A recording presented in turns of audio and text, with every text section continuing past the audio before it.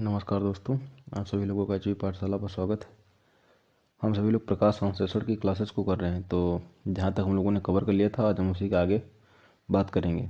तो आज हमारा टॉपिक है स्लैग चक्र, अर्थात उससे जिसे हम C4 चक्र के नाम से जानते हैं। यहाँ से आरंभ रहेगी हमारी आज की क्लास। तो बात करते हैं, आज इसे समाप्त करने की कोशिश करते हैं, इसलिए थोड़ा कोशिश करेंगे जल्दी से पढ़ने की। अगर कुछ रह जाता तो फिर अगले क्लास में करेंगे। स्लैग चक्र अर्थात C4 चक्र। तो MD हेच और CR स्लैग नामक जो ऑस्ट्रेलियाई वैज्ञानिकों ने कुछ प्रयोग करे थे। क्या करे थे? गन्ने में प्रकाश संश्लेषण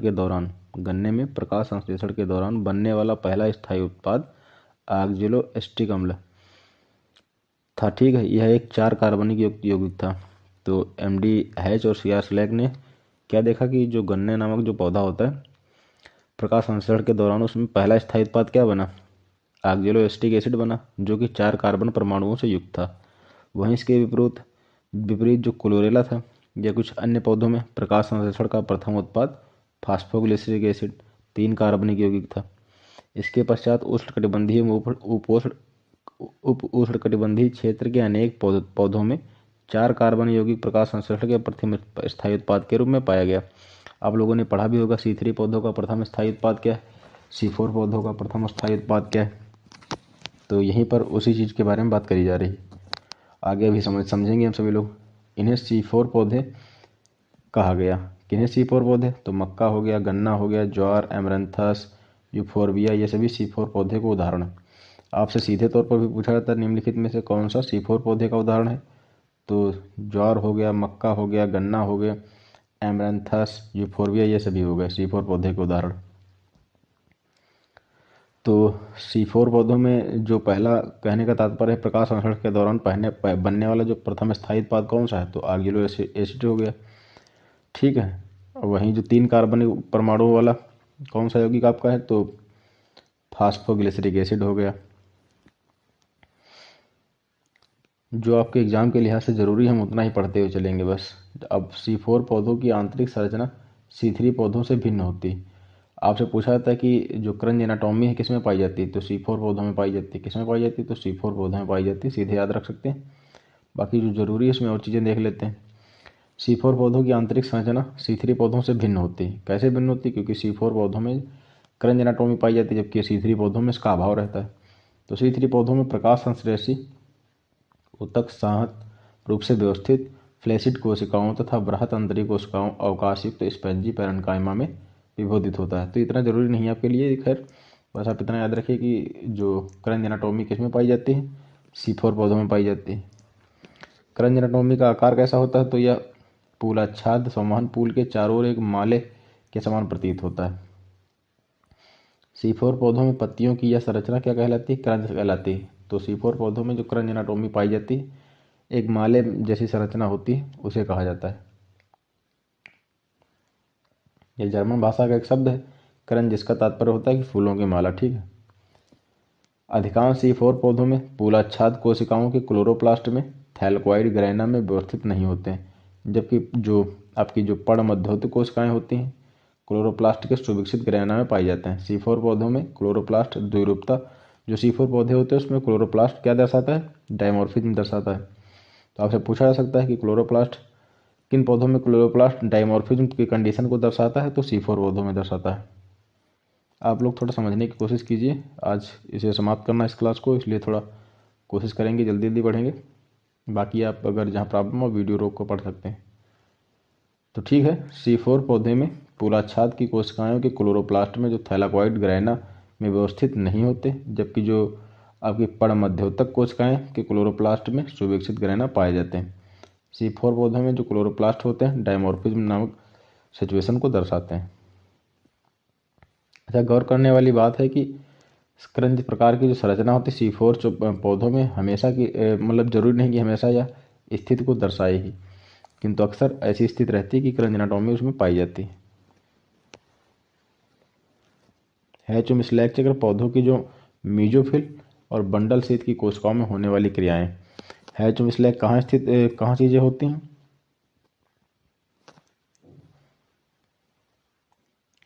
तो हैच श्लोक जो म्यूजोफिल एवं बंडल सहित कोशिकाओं में संपन्न होते हैं। ठीक है। C4 की क्रियाविधि क्या है?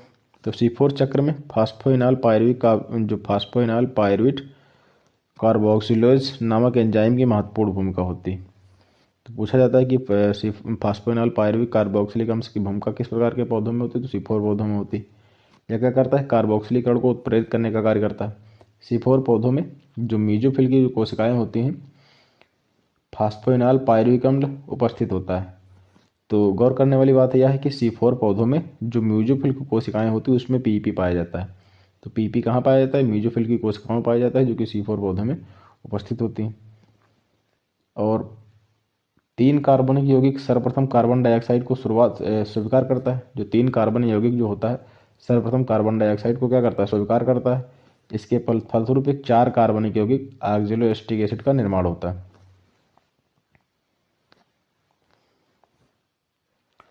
यह अपेक्षाकृत अस्थिर यौगिक है और तुरंत ही यह मैलिक अम्ल में क्या होता है? या फिर मैलिक अम्ल या फिर एस्पार्टिक अम्ल में विभाजित हो जाता है। 4 कार्बनिक यौगिक बनते हैं। पर्णमध्योतक की कोशिकाओं में उपस्थित क्लोरोप्लास्ट, जो मीजोफिल की कोशिकाएं होती हैं उसमें उपस्थित क्लोरोप्लास्ट कार्बन डाइऑक्साइड को ग्रहण करने का कार्य करता है। मीजोफिल की कोशिकाएं जो होती हैं, जो मीजोफिल की जो कोशिकाएं में उपस्थित क्लोरोप्लास्ट होता है कार्बन डाइऑक्साइड को ग्रहण करने का कार्य करता है, जो C4 अम्लों के रूप में पूराच्छाद कोशिकाएं, जिन्हें ये बंडल शीत हो गई, स्थानांतरित कर जाती है और जहां पर शर्करा का अपचयन होता है। तो आप ये खैर याद रखिए, इतना समझने के लिए इतना इंपॉर्टेंट है नहीं ये चीज़। अब जो कैम पौधे, इनका कभी भी फुल फॉर्म पूछ लिया जाता है तो क्रेसुलिन एसिड मेटाबॉलिज्म इसका फुल फॉर्म हो गया आपका। C3 तथा C4 पौधे के जो रंध्र होते हैं आमतौर पर दिन में खुले रहते हैं तथा उनके द्वारा कार्बन डाइऑक्साइड पत्ती के अंदर प्रवेश करती है और रात को बंद रहते हैं। तो यह पूछा जाता है कि किसके रंध्र दिन में खुले रहते हैं, किसके रंध्र रात में खुले रहते हैं। तो C3 तथा C4 पौधों के रंध्र सामान्य तौर पर दिन में खुले रहते हैं और रात में क्या होते हैं? तो बंद रहते हैं, जैसे वाष्पोत्सर्जन की दृष्टि से बहुत हानिकारक है। ठीक है। और जो पौधे के एक तीसरे समूह C3 C4 के अतिरिक्त वाष्पोत्सर्जन की समस्या से निपटान करने के लिए जो इनके रंध्र होते हैं दोस्तों, रात को खुलते हैं।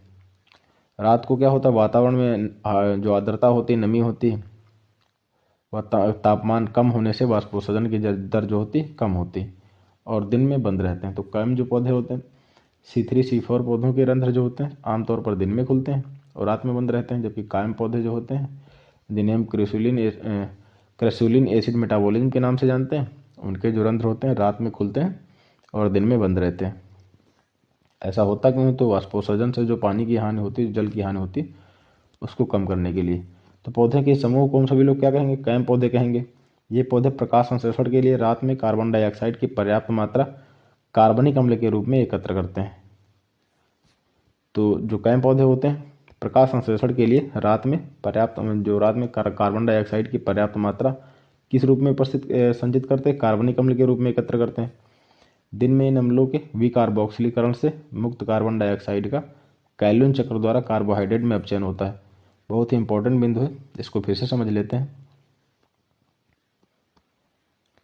देखो, कैम के जो कैम होते हैं उनके रंध्र रात में जो है खुलते हैं, दिन में बंद रहते हैं। ठीक है।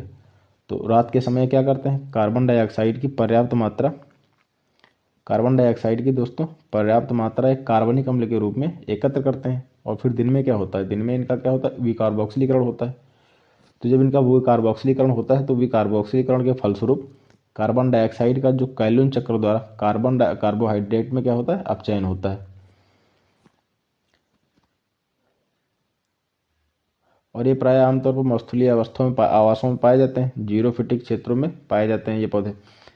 क्रूसिलेसी, क्योंकि इस विधि का अध्ययन सर्वप्रथम क्रूसिलेसी में कुल के सदस्यों में किया गया था, इसलिए इसके नाम पर इसका क्रूसिलिन एसिड मेटाबॉलिज्म का नाम रख दिया गया। ठीक है। तो इस पूछ लिया जाए, मान लीजिए आपसे कि इसका अध्ययन किस प्रकार के समूहों में सबसे पहले किया गया, तो क्रूसिलेसी में करा गया, जिसके आधार पर इनका क्रूसिलिन एसिड मेटाबॉलिज्म इसका नाम अर्थात कैम नाम रख दिया गया। आगे बढ़ते हैं। ये दोस्तों जो आपका ये एक तुलना दी गई बहुत ही इंपॉर्टेंट है, इसको याद कर लीजिए, इससे सीधे तौर पर कई प्रश्न बनते हैं।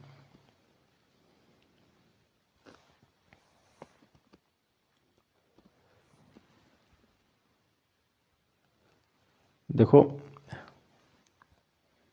आइए इसको समझते हैं। इसमें दिया गया CO2 का आपका स्थिरीकरण दिया गया है। CO2 ये C3 पौधा है, ये C4 पौधा है। तो C3 पौधे की C4 पौधों से हम तुलना करेंगे। CO2 का जो स्थिरीकरण होता है केवल एक बार होता है, ठीक है। C3 पौधों में CO2 का जो स्थिरीकरण केवल एक बार होता है, जबकि C4 पौधों में दो बार होता है कार्बन डाइऑक्साइड का स्थिरीकरण। एक होता है मेसोफिल कोशिकाओं में, एक होता है बंडल स्थित कोशिकाओं में। बहुत ही इंपॉर्टेंट तुलना है, वेरी वेरी इंपॉर्टेंट, इसको याद रखिए।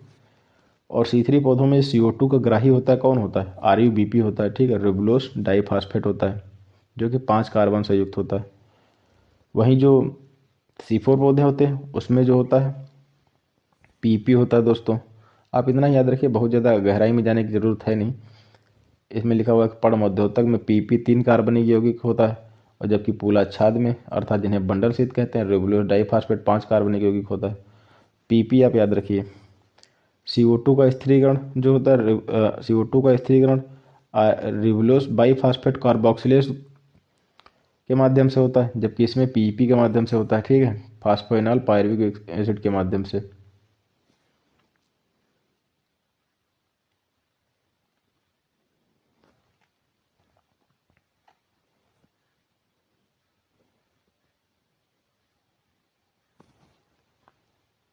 फास्फोइनॉल पायरुवेट कार्बोक्सिलेज कार्बो रेबुलेज बाइफॉस्फेट कार्बोक्स या PP कार्बोक्सिलेज प्रभावशाली है, क्योंकि CO2 की सांद्रता अत्यधिक प्रभावशाली अधिक होती है। इतना बहुत ज़्यादा डीप आपको याद करने की ज़रूरत है नहीं, बस PP आप याद रखिए। प्रकाश संश्लेषण का प्रथम उत्पाद क्या है? PG इसमें C3 पौधों में प्रथम, जो बहुत इंपॉर्टेंट है दोस्तों ये। तो C3 पौधों में प्रकाश संश्लेषण का प्रथम उत्पाद क्या है? तो फास्फोग्लिसरिक एसिड है, जो कि तीन कार्बन यौगिक है, ठीक है। और इसका C4 पौधे का ऑक्जेलो एसिटिक एसिड है, जो कि 4 कार्बन परमाणु से युक्त है। पत्ती की शारीरिक कैसी होती है? केवल एक प्रकार के C3 पौधों में केवल एक प्रकार के क्लोरोप्लास्ट पाए जाते हैं। C4 पौधों में क्रंच एनाटोमी पाई जाती है, जो कि माले के जैसी एक आकृति होती है, ठीक है। केल्विन चक्र के एंजाइम जो होते हैं पौधों की प्रत्येक हरी कोशिकाओं में पाए जाते हैं, इसमें C4 पौधों में अनुपस्थित रहते हैं।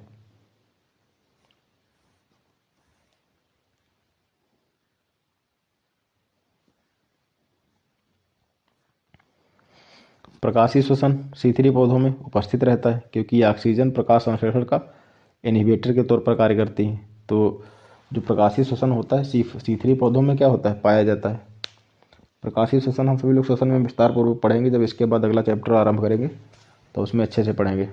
हालांकि इसमें हमने बात कर ली प्रकाशीय श्वसन के बारे में भी बात करी।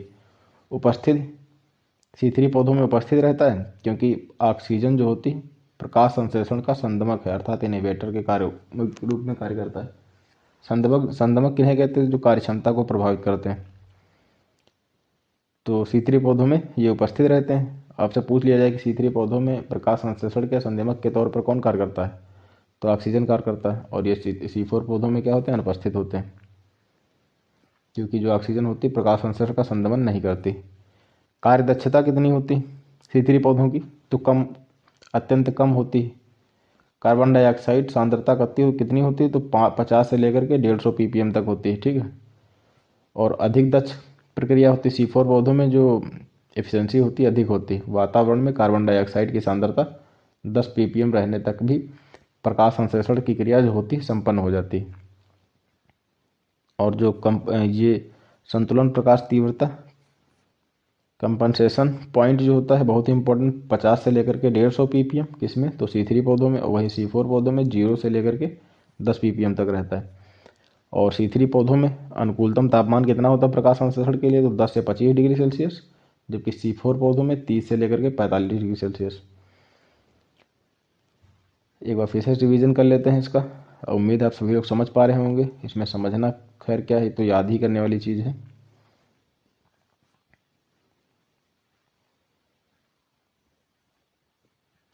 देखो CO2 का C3 पौधों में स्थिरीकरण कितने बार होता है? केवल एक बार होता है। जबकि C4 पौधों में CO2 का स्थिरीकरण 2 बार होता है। एक हो गया मेसोफिल कोशिकाओं में, दूसरा हो गया बंडल स्थित कोशिकाओं में। C3 पौधों में जो CO2 का ग्राही है कौन? RUBP है, रेबुलोज डाइफॉस्फेट 5 कार्बनिक यौगिक है। ये यहाँ पर दोस्तों गलत लिखा, RUBP नहीं, याद रखिए CO2 ग्राही रेबुलोज डाइफॉस्फेट 5 कार्बनिक यौगिक है। ठीक है, RUBP यहाँ होगा जो CO2 स्थिरीकरण एंजाइम है, RUBP होगा। तो खैर C3 पौधों में जो CO2 ग्राही है रेबुलोज डाइफॉस्फेट 5 कार्बनिक यौगिक है, जबकि C4 पौधों में PEP है 3 कार्बनिक यौगिक। वहीं जो कार्बन डाइऑक्साइड का स्थिरीकरण करने वाला जो एंजाइम है C3 पौधों में RUBP रूबुलोज बाइफॉस्फेट कार्बोक्सिलेस है, जो कि अत्यंत असक्त तौर पर उपस्थित रहता है। वहीं जो C4 पौधे होते हैं उसमें PEP कार्बोक्सिलेस है, जो काफ़ी प्रभावशाली होता है। और जो C3 पौधों का जो प्रकाश संश्लेषण का प्रथम उत्पाद है वो फॉस्फोग्लिसरिक एसिड है, और जबकि C4 पौधों में ऑक्जेलोएसिटिक एसिड है। वहीं 4 कार्बनिक यौगिक होता है और जो C3 पौधों में 3 कार्बनिक यौगिक होता है। C3 पौधों में जो क्रंच एनाटोमी होती है दोस्तों अनुपस्थित होती है, जबकि C4 पौधों में उपस्थित होती है तथा और एक प्रकार का क्लोरोप्लास्ट C3 पौधों में पाए जाते हैं। और जो प्रकाशीय शोषण की क्या स्थिति रहेगी, तो प्रकाशीय शोषण C3 पौधों में उपस्थित रहता है, और जो ऑक्सीजन होती है प्रकाश संश्लेषण में इनहिबिटर के तौर पर कार्य करती है, जो कि कार्य क्षमता को प्रभावित करती है, जबकि C4 पौधों में ऑक्सीजन जो है संदमक के तौर पर कार्य नहीं करती। कार्य दक्षता जो है इफिशिएंसी C3 पौधों की अत्यधिक कम होती है। कार्बन डाइऑक्साइड सांद्रता कितनी होती है C3 पौधों में, तो 50 से लेकर के 150 ppm रहने तक प्रकाश संश्लेषण होता है। और जबकि C4 पौधों में अगर कार्बन डाइऑक्साइड की मात्रा वातावरण में 10 ppm भी है तो प्रकाश संश्लेषण की क्रिया संपन्न हो जाएगी। संतुलन प्रकाश तीव्रता जो कंपेंसेशन पॉइंट है वो कितना है, तो C3 पौधों का 50 से 150 ppm तक हो गया, जबकि C4 पौधों में 0 से लेकर के 10 ppm तक उपलब्ध है।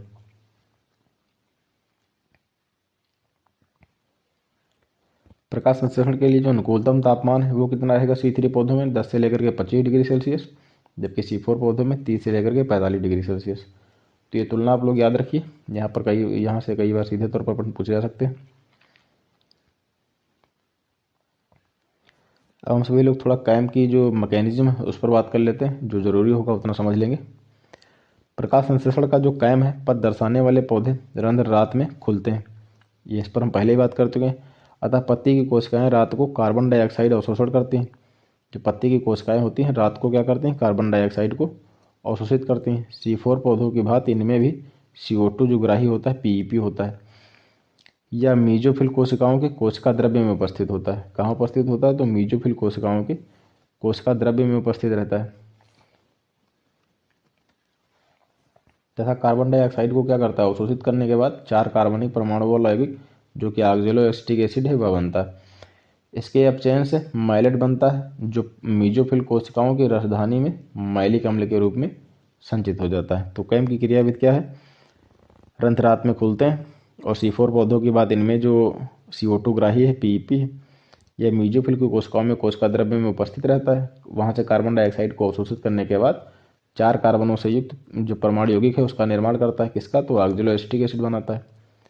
और जब ऑक्जेलोएसिटिक एसिड का जो अपचयन होता है उससे मैलेट बनता है, जो कि मीजोफिल की जो वैक्यूल होती है उसमें मैलिक अम्ल के रूप में संचित हो जाता है।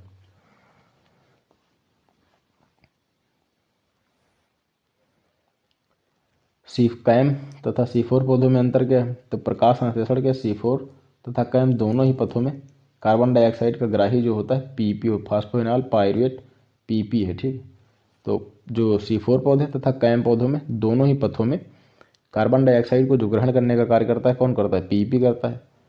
और PEP के कार्बोक्सिलीकरण से 4 कार्बन वाले जो परमाणु हैं अम्ल माइलेट या फिर एस्पार्टेट बनाते हैं। ठीक है, इन अम्लों के विकार्बोक्सिलीकरण से निर्मित कार्बन डाइऑक्साइड का उपयोग कैल्विन चक्र में किया जाता है। ये थोड़ा कठिन लग रहा हो लेकिन पढ़ लीजिए आप, आपके काम आएगा।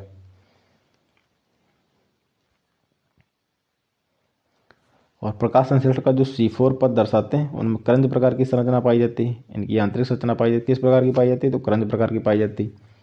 मीजोफिल कोशिकाओं में PEP में कार्बोक्सिलीकरण से माइलेट अथवा स्पॉटेट बनते हैं, जो बंडल स्थित कोशिकाओं के स्थानांतरित हो जाते हैं। अभी हमने पढ़ा कि जो मीजोफिल कोशिकाओं में पीयूपी को कार्बोक्सिलीकरण से माइलेट अथवा स्पॉटेट बनते हैं, जो कि बंडल स्थित कोशिकाओं को क्या होते हैं, स्थानांतरित हो जाते हैं। इनमें विकार्बोक्सिलीकरण से कार्बन डाइऑक्साइड और पीपी बनते हैं। इसके विपरीत कैम पौधों में जो कैम पथ होते हैं उसमें पीपी का कार्बोक्सिलीकरण तथा विकार्बोक्सिलीकरण दोनों एक ही कोशिका में होते हैं। तो कैम पथ में जो पीपी का कार्बोक्सिलीकरण के साथ साथ तथा विकार्बोक्सिलीकरण दोनों एक ही कोशिका में होते हैं। अंतर बस इतना रहता है कि पीपी का कार्बोक्सिलीकरण रात में और विकार्बोक्सिलीकरण दिन में होता है। तो आपसे पूछा जा सकता है कि कैम पौधों में विकार्बोक्सिलीकरण की क्रिया कब संपन्न होती है, तो दिन में संपन्न होती है, और कार्बोक्सिलीकरण की क्रिया कब संपन्न होती है, तो रात में होती है। ये थोड़ा टिपिकल चीज़ें हैं, पर पढ़ेंगे आप बार बार तो याद हो जाएंगी। कैम पथ में पीपी का जो कार्बोक्सिलीकरण तथा विकार्बोक्सिलीकरण दोनों एक ही कोशिका में होते हैं।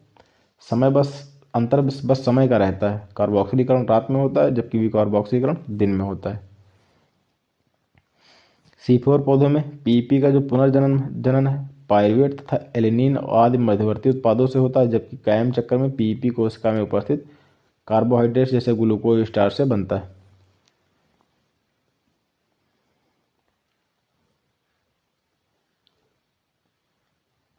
अब प्रकाशीय श्वसन पर बात करते हैं। श्वसन की क्रिया प्रकाशीय श्वसन सामान्यतः कहाँ होती है, माइटोकॉन्ड्रिया में होती है। सीधे तौर पर पूछा जाता है कि प्रकाशीय श्वसन की जो क्रिया होती है कहाँ संपन्न होती, तो माइटोकॉन्ड्रिया में संपन्न होती। ऑटो बर्बर को लेकर के कई बार प्रश्न पूछे गए हैं, तो इनको थोड़ा समझ लेते हैं। प्रकाश संश्लेषण से संबंधित प्रयोगों में इन्होंने यह देखा कि वातावरण में ऑक्सीजन की उपस्थिति प्रकाश संश्लेषण के दर को क्या करती है, संदमित करती है। किसने देखा, यह ऑटो बर्बर ने देखा। तो क्या बताया उन्होंने, जो ऑक्सीजन की उपस्थिति है प्रकाश संश्लेषण की दर को इनहिबिट करने का कार्य करती है। ऑक्सीजन का यह संदमनकारी जो प्रभाव क्या कहा गया, वारबर प्रभाव कहा गया। तो इसको याद रखिए, वारबर प्रभाव है क्या। इनके कहने का तात्पर्य है कि जो प्रकाश संश्लेषण की दर को ऑक्सीजन की उपस्थिति क्या करती, संदमित करती। तो ऑक्सीजन का संदमनकारी प्रभाव ही वारबर प्रभाव कहा गया। सीतरी पौधों में प्रकाश में श्वसन की दर अंधकार की अपेक्षा जो होती है दोस्तों दोगुनी होती है।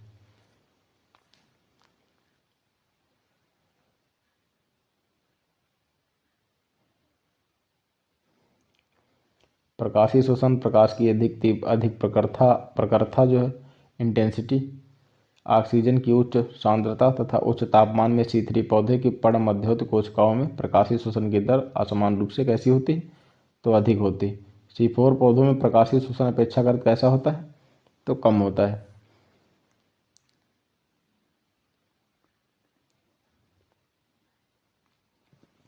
प्रकाश संश्लेषण में जो RUBP होता है कार्बन डाइऑक्साइड को ग्रहण करने वाला एक प्रकार का यौगिक है।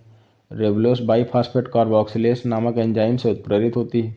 ऑक्सीजन की सांद्रता अधिक होने पर एंजाइम ऑक्सीजनेज के रूप में कार्य करता है। ये सभी बस आप ऐसे पढ़ लीजिए, कुछ इतना खास आप इम्पोर्टेंट है नहीं।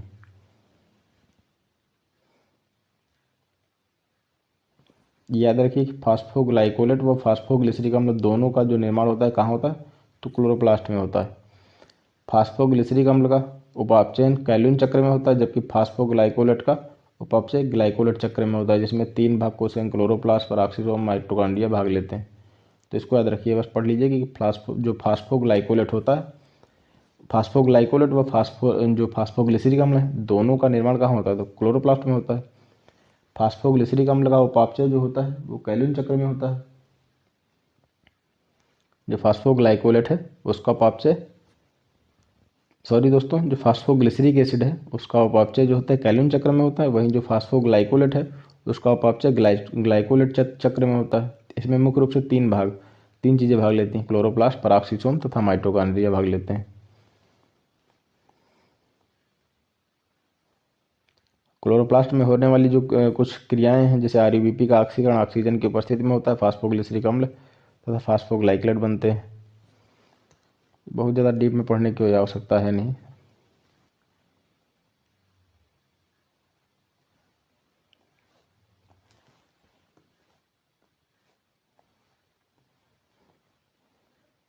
ये थोड़ा पढ़ लीजिए कि नाइट्रिक कारक जो बैक्टीरिया हैं इंपॉर्टेंट है।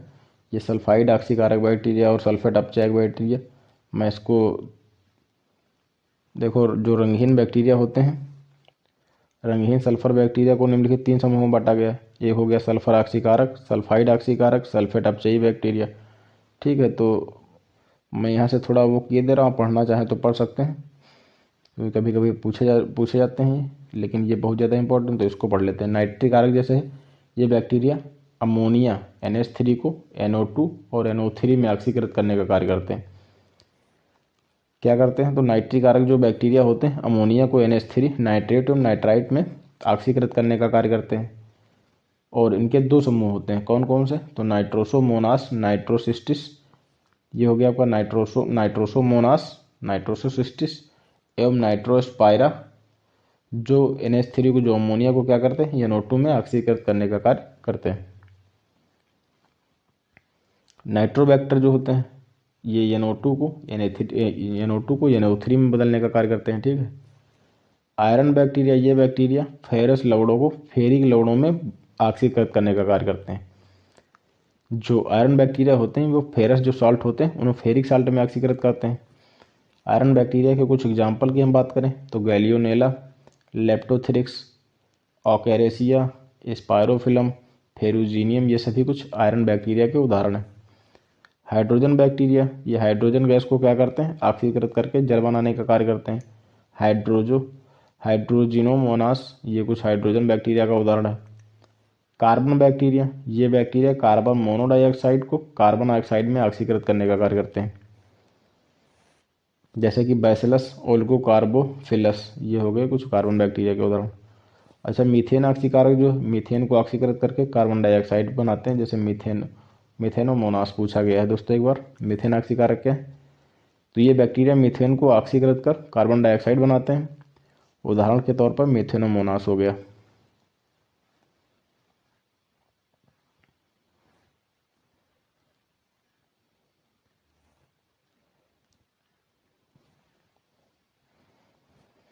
ब्लैक मान के सीमा कारकी का नियम क्या है, ये पूछा जाता है, याद रखिए। कभी कभी पूछ लिया जाता है कि लाभ लिमिटिंग फैक्टर किसके द्वारा दिया गया, तो ब्लैक मान महोदय के द्वारा दिया गया। 1843 में सर्वप्रथम लीबिग ने शरीर क्रियात्मक प्रक्रियाओं को प्रभावित करने वाले कारकों में से कम मात्रा में उपस्थित कारक के महत्व को समझाया। इसे लीबिग का न्यूनता का नियम कहा गया। इसे क्या कहा गया, लीबिग के न्यूनता का नियम कहा गया। वर्ष 1905 में ब्लैकमैन ने कहा, लीबिग के नियम को अच्छे से उन्होंने ब्लैकमैन ने समझाने का कार्य किया, जैसे सीमा कार्य कारकों का नियम उनके द्वारा कहा गया। उनके अनुसार जो लाभ लिमिटिंग फैक्टर हैं ब्लैकमैन के, उनके अनुसार क्या कहा गया ब्लैकमैन के महोदय के माध्यम से, यदि कोई प्रक्रिया अनेक कारकों से प्रभावित होती है तो प्रक्रिया की दर सबसे कम मात्रा में उपस्थित कारक से नियंत्रित होगी। कहने का तात्पर्य है कि लाभ लिमिटिंग फैक्टर में जो ब्लैकमैन महोदय के द्वारा दिया गया, उन्होंने क्या कहा कि यदि किसी चीज़ को कोई अनेक कारक प्रभावित कर रहे हैं, ठीक है, तो वह प्रक्रिया किसके माध्यम से नियंत्रित होगी, जो सबसे कम मात्रा में उपस्थित रहेगा उसके द्वारा जो प्रक्रिया होगी वह नियंत्रित होगी, जिसे लाभ लिमिटिंग फैक्टर के नाम से जाना गया। और उदाहरण के तौर पर अगर हम बात करें, जैसे कहा दिया गया इसमें, तो ये उदाहरण आपके लिए इतना पर्याप्त है नहीं।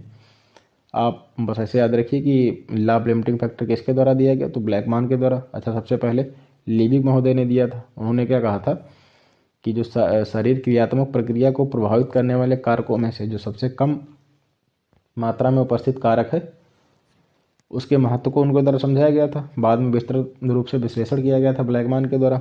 तो उन्होंने यह कहा था कि यदि कोई प्रक्रिया अनेक कारकों से प्रभावित होती है तो प्रक्रिया की जो दर होगी सबसे कम मात्रा में उपस्थित कारक के माध्यम से नियंत्रित होगी। तो ये तो हो गया law of limiting factor.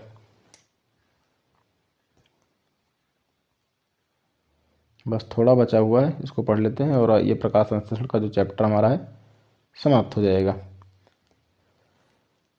Important है, प्रकाश संश्लेषण को प्रभावित करने वाले कुछ कारक, कुछ बाह्य कारक हैं और कुछ आंतरिक कारक हैं। तो शुरू करते हैं कुछ अपने बाह्य कारकों से। सबसे पहला तो हमारा है प्रकाश, लाइट।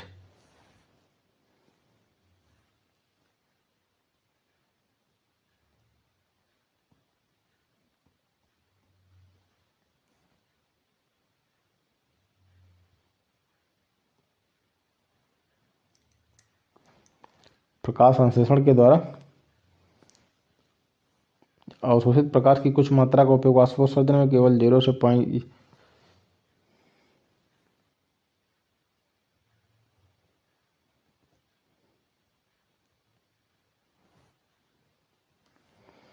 यहाँ पर लिखा हुआ कि अवशोषित प्रकाश की कुछ मात्रा का उपयोग वाष्पोत्सर्जन में होता है। केवल 0.5 से लेकर के 3.5 अवशोषित ऊर्जा प्रकाश संश्लेषण के माध्यम से काम आती।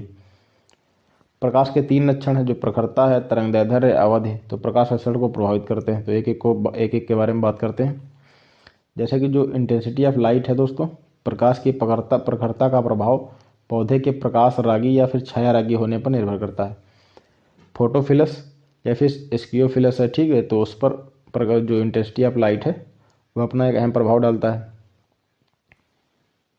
जैसे कि यहाँ दिया गया है कि जो छाया रागी पौधे हैं प्रकाश की अधिक प्रखरता में प्रकाश संश्लेषण सुलभता से करते हैं। जो छाया रागी प्रकार के जो पौधे होते हैं वो प्रकाश की अधिक प्रखरता में प्रकाश संश्लेषण को आसानी से कर पाते हैं। जैसे मक्का की एक सामान्य पत्ती के लिए लगभग 2500 से 3000 FTC फुट कैंडल्स की जो प्रखरता होती है आवश्यक होती है। कितनी? तो 2500 से लेकर के 3000 तक।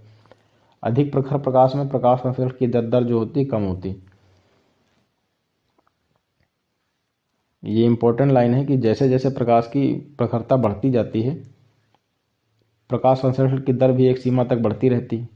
प्रातःकाल के समय प्रकाश संश्लेषण की प्रखरता जो प्रकाश की प्रखरता होती है कम होती है, अतः प्रकाश संश्लेषण की दर श्वसन की दर के लगभग बराबर होती है। इस स्थिति को हम सभी लोग क्या कहते हैं? संतुलन प्रकाश तीव्रता कहते हैं, कंपनसेशन पॉइंट कहते हैं, ठीक है। तो जब सुबह का समय होता है तो प्रकाश की जो प्रखरता होती है अत्यंत कम होती है। तो इस स्थिति में श्वसन की जो प्रकाश संश्लेषण की दर है वह श्वसन की दर के क्या होती है? बराबर होती है, जिसे हम संतुलन प्रकाश की तीव्रता कहते हैं। तो प्रकाश संश्लेषण की जो दर है दोस्तों वह बराबर होती है श्वसन की दर के, जिसे हम सभी लोग कंपनसेशन पॉइंट अर्थात संतुलन प्रकाश तीव्रता कहते हैं। यह स्थिति कब उत्पन्न होती है? तो प्रातःकाल के समय होती है, क्योंकि प्रकाश की जो प्रखरता है अत्यंत कम होती। ऑक्सीजन और कार्बन डाइऑक्साइड का कुल आदान प्रदान जो होता है शून्य होता है इस समय पौधों में।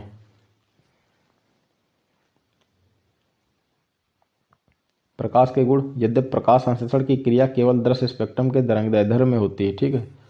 स्पेक्ट्रम के नीले व लाल क्षेत्र की जो तरंगदैर्ध्य होती है सबसे अधिक होती है। पूर्व में ही हम सभी लोग बात कर चुके हैं। प्रकाश संश्लेषण की सबसे अधिक दर नारंगी लाल 600 से 700 नैनोमीटर के तरंगदैर्ध्य में होते हैं। इससे भी 665 नैनोमीटर तरंगदैर्ध्य में प्रकाश संश्लेषण की दर सबसे अधिक होती है। इसके पश्चात नीले बैंगनी रंग का प्रकाश, जो कि इतनी अपनी परास है, क्योंकि हरे रंग का प्रकाश को क्लोरोफिल अणुओं द्वारा परावर्तित कर दिया जाता है, इस प्रकाश में प्रकाश संश्लेषण की दर सबसे कम होती है। अगर आपसे पूछ लिया जाए कि प्रकाश संश्लेषण की दर सबसे कम किस प्रकार में होती है, प्रकाश में होती है, तो हरे रंग में कम होती है।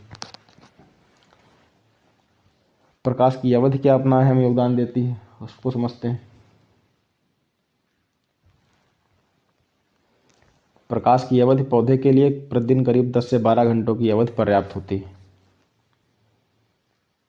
कार्बन डाइऑक्साइड बहुत ही इंपॉर्टेंट बिंदु है। कार्बन डाइऑक्साइड की जो सांद्रता होती है प्रकाश संश्लेषण की दर को अधिक प्रभावित करती है। वायुमंडल में जो कार्बन डाइऑक्साइड की मात्रा केवल 0.03 अथवा 300 ppm तक उपस्थित रहती है। कार्बन डाइऑक्साइड जो है दोस्तों सामान्यतः सीमाकारी कारक के रूप में उपस्थित होता है। इसकी बढ़ी हुई जो सांद्रता के अनुसार प्रकाश संश्लेषण की दर भी क्या होती है? बढ़ती रहती है। और जब कार्बन डाइऑक्साइड की सब अधिक मात्रा में सांद्रता होती है तो पौधे के जो रंध्र होते हैं बंद हो जाते हैं, अनेक उपापचयी क्रियाओं की दर कम हो जाती है। कार्बन डाइऑक्साइड की बहुत ही अधिक सांद्रता के जो होती पौधों के लिए अविशाल होती। तो कहने का तात्पर्य है कि जो कार्बन डाइऑक्साइड है वह सीमाकारी कारक के रूप में कार्य करती है। पूछा जाता है कि निम्नलिखित में से कौन सा एक सीमाकारी कारक है, तो कार्बन डाइऑक्साइड है। एक वक्त तो बढ़ती रहती है, पर अगर पर्याप्त मात्रा में, कहने का तात्पर्य जब बहुत अधिक सांद्रता कार्बन डाइऑक्साइड की बढ़ जाती है तो रंध्र जो होते हैं दोस्तों बंद हो जाते हैं।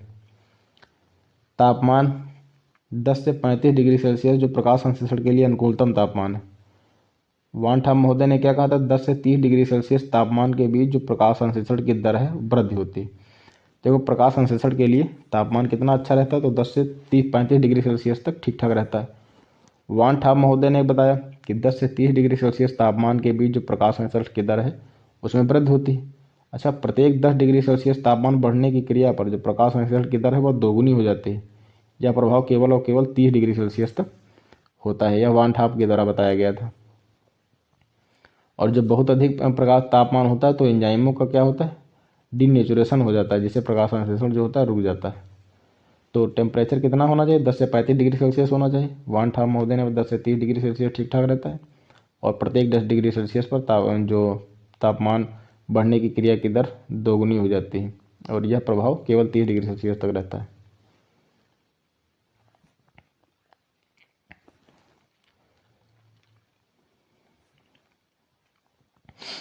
ये वाला टॉपिक हम सभी लोग पूर्व में ही बहुत अच्छे से पढ़ चुके हैं। ये बस ऐसे आप अपने आप पढ़ लीजिए, समझ में आ जाएगा चीज़ें। आगे बढ़ते हैं। जल। प्रकाश संश्लेषण की क्रिया में पौधों द्वारा अवशोषित जल की कुल मात्रा केवल 1% उपभोग होती है तथा प्रकाश संश्लेषण के लिए कभी भी सीमा कारक नहीं होता है। तो प्रकाश संश्लेषण की क्रिया में जो पौधों द्वारा अवशोषित जल की कुल मात्रा का केवल 1% भाग जो होता है उपयोग होता है। तो हम कह सकते हैं कि प्रकाश संश्लेषण के लिए कभी भी सीमाकारी कारक के तौर में उपस्थित नहीं होता है। और अधिक समय तक पौधों की जल पूर्ति नहीं होने पर प्रकाश संश्लेषण की दर जो होती है कम होने लगती है दोस्तों।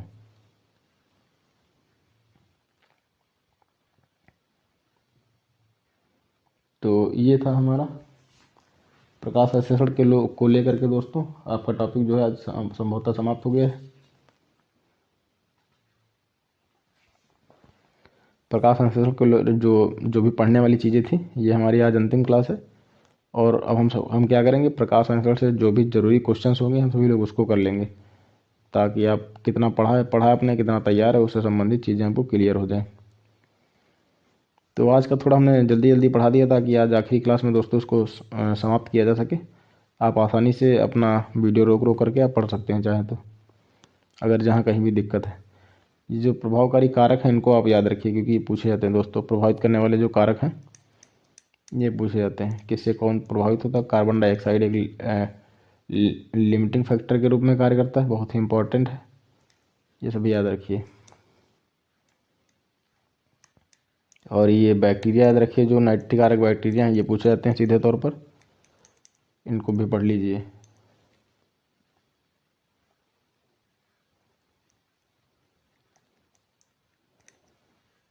बाकी थोड़ा एक टेक्निकल चीज़ है याद करने के लिए, थोड़ा प्रकाश संश्लेषण टॉपिक जो है कठिन है, शोषण आसान होने वाला है। जब हम सभी लोग पढ़ेंगे तो आसानी से समझ पाएंगे। ये तुलना जरूर याद रखिए, बहुत ही इम्पोर्टेंट है। और कैम वगैरह कैसे रंध्र खुलते हैं, क्या प्रक्रिया रहती है, सब पूछे जाते हैं। अच्छा, कुछ अगर हम आप सभी लोगों को मैं कुछ इम्पोर्टेंट चीज़ बताया दे रहा हूँ जो परीक्षा के लिए लिहाज से बहुत ज़्यादा ज़रूरी है, उसको याद रखिए आप सभी लोग। जैसे कि बैक्टीरियोफिल में, जो बैक्टीरियोफिल होते हैं उसमें 2 हाइड्रोजनीकृत पायरोल वलय पाए जाते हैं दोस्तों। पूछा गया है कि बैक्टीरियोफिल में कितने हाइड्रोजनीकृत पायरोल वलय उपस्थित रहते हैं, तो 2 उपस्थित रहते हैं। अच्छा, एक हेमी जो होती है आयरन युक्त प्रोटीन होती है, यह एक साइटोक्रोम का घटक है और इलेक्ट्रॉन वाहक के रूप में कार्य करता है।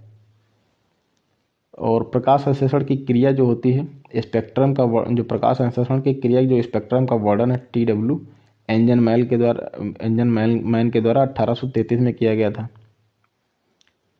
अगला हमारा बिंदु है कि किसी शुद्ध वर्णक द्वारा अवशोषित होने वाली प्रकाश की तरंगदैर्ध्य को स्पेक्ट्रोफोटोमीटर नामक उपकरण से नापा जाता है।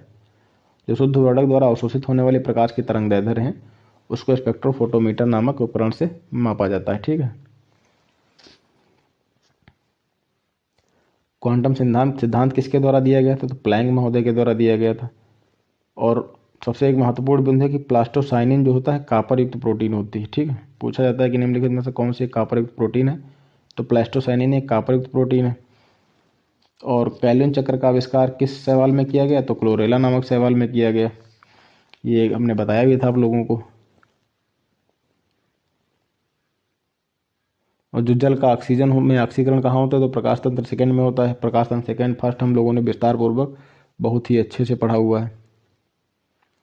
और एक अंतिम बिंदु है कि प्रकाश संश्लेषण प्रकाश द्वारा चालित अपचयन में ऑक्सीकारक प्रक्रिया है, अर्थात ऑक्सीडेशन रिडक्शन प्रक्रिया है, या फिर रिडक्शन ऑक्सीडेशन प्रक्रिया है। इसको आप लोग याद रखिए। हम सभी लोग प्रकाश संश्लेषण से संबंधित मॉक टेस्ट करेंगे, कुछ जो बहुत ज़रूरी क्वेश्चन होंगे उनको हम सभी लोग शामिल करेंगे। तो खैर मिलते हैं अगले लेक्चर में, धन्यवाद।